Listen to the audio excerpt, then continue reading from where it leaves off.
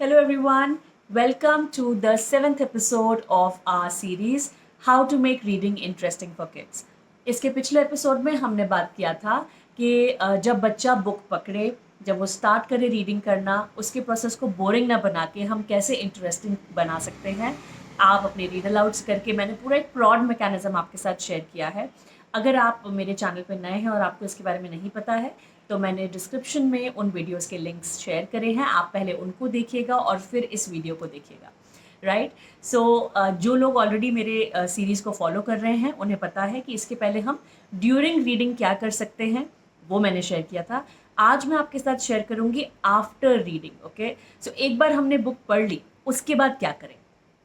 After reading भी एक बहुत इंपॉर्टेंट फेज़ है जहाँ पे हम बच्चे को सिर्फ फैक्चुअल क्वेश्चंस ना पूछ के व्हाट वेयर हु व्हेन जो हम ऑलरेडी ड्यूरिंग रीडिंग कर चुके हैं उसको ना पूछ के हम इम्पॉर्टेंट एनालिसिस करने वाले क्वेश्चंस को पूछें, ताकि बच्चा एक्चुअली टेक्स्ट के साथ बहुत अच्छे तरीके से एंगेज हो, अपनी प्रायर नॉलेज को उस टेक्स्ट के साथ मिक्स करके वो नई चीज़ें क्रिएट कर पाए। ओके, सो आज जो मैं एक्रोनिम आपके लिए लेके आई हूँ जिससे आप ये बता सकते हैं कि आफ्टर रीडिंग आप क्या क्या कर सकते हैं, वो ये है be famous. Okay, so we'll start with B first. Each letter stands for one action which you can do.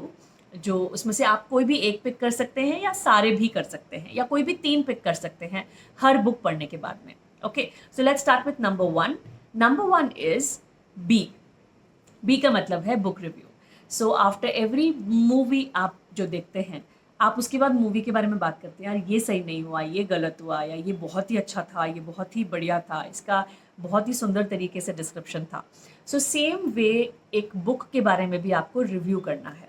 Okay, book review template इस तरीके के होते हैं। आप अपना खुद का भी बुक रिव्यू टेम्पलेट क्रिएट कर सकते हैं और उसमें बुक का नाम, ऑथर का नाम और बुक की बेस्ट चीज़ें क्या हैं, क्या बच्चा उस बुक को रीडिंग करना एंजॉय किया है या वो करा है तो वो बाकी बच्चों को सजेस्ट करेगा क्या कि वो को भी ये बुक रीड करनी चाहिए। ऐसे बहुत सारे क्वेश्चंस के आंसर्स बच्चे को लिखने रहते हैं या वो डिस्कस भी कर सकते हैं।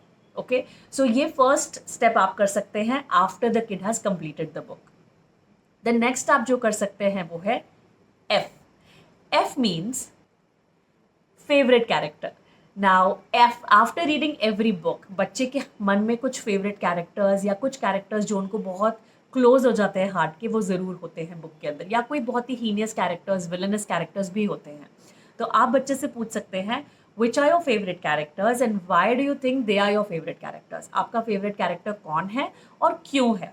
ओके, इतना ही करने से वो कैरेक्टर एनालिसिस में आ जाएगा, जो आपको सिखानी नहीं पड़ेगी, वो अपने आप करने लगेगा। आपको बस क्वेश्चंस पूछने हैं उनसे करेक्ट कि आपको क्यों लगता है कि ये कैरेक्टर अच्छा है, उसने ऐसे कौन से 3 एक्शंस करे जिससे कि आपको पता चला कि ये अच्छा कैरेक्टर है। Okay, so again he has to go back to the book, understand everything and come back.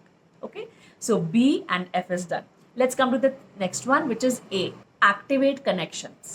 Book को पढ़ने के बाद हम डेफिनेटली बहुत बार सोचते हैं कि हाँ ऐसी चीज़ मेरे साथ भी हुई है या ऐसी चीज़ मेरी किसी एक फैमिली मेम्बर के साथ हुई है, या इस बुक में जो लिखा है एग्जैक्टली कुछ इसी तरीके की बातें एक दूसरी बुक में भी लिखी हैं जो मैंने पढ़ी हैं। इनको बोलते हैं making connections. You are actually connecting whatever you read with the world around, जो वर्ल्ड है आपके आसपास उससे कनेक्ट करते हो, या तो आप अपनी लाइफ से कनेक्ट करते हो या तो किसी दूसरी किताब से कनेक्ट करते हो जो आपने ऑलरेडी पढ़ी हुई है। ओके, सो कनेक्शंस करने से जो भी चीज़ आपने पढ़ी है वो आपके साथ बहुत समय तक स्टे करती है और आपकी मेमोरी को हमेशा आपको रिफ़्रेश करने की ज़रूरत नहीं पड़ती। जब भी आपकी मेमोरी में वो पुरानी बुक की याद आएगी तो आपको इस नई बुक के बारे में भी पता चलेगा। Okay, so it will stay with you for a long time. So connections बनाना भी बहुत इंपॉर्टेंट होता है, right. After this let's come to the next one which is M. M is the final stage of a skill which a child can have, that is making something, creating something. So making and creating means that आप बच्चे से बोल रहे हो कि आप कुछ create करो अपने आप। One, it could be questions. एक बुक पढ़ने के बाद बच्चा 5 से 6 क्वेश्चंस क्रिएट कर सकता है उस बुक में जो उसने पढ़ा है उसके बारे में, और वो अपने आप आंसर्स लिख सकता है या आपको क्वेश्चंस क्रिएट करके दे सकता है। Okay, the next is the kid can actually go out and teach other kids about whatever they have read.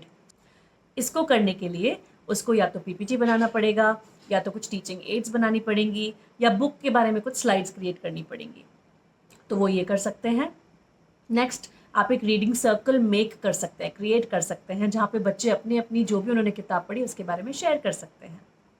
The next one is ओ। ओ मतलब ओपिनियन। जब भी हम कोई चीज़ एक्सपीरियंस करते हैं उसके बाद हमारा ओपिनियन बनता है उसको लेके।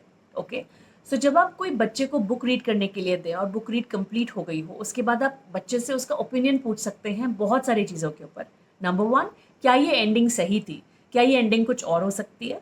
ओके, या क्या इस कैरेक्टर ने ये पर्टिकुलर एक्शन अगर करा है तो ये एक्शन सही था या नहीं था, और अगर जो भी था सही या गलत वो क्यों था। ओके, सो बेसिकली जब बच्चा अपना ओपिनियन खुद फ्रेम करता है उसके लिए वो रीजंस देता है।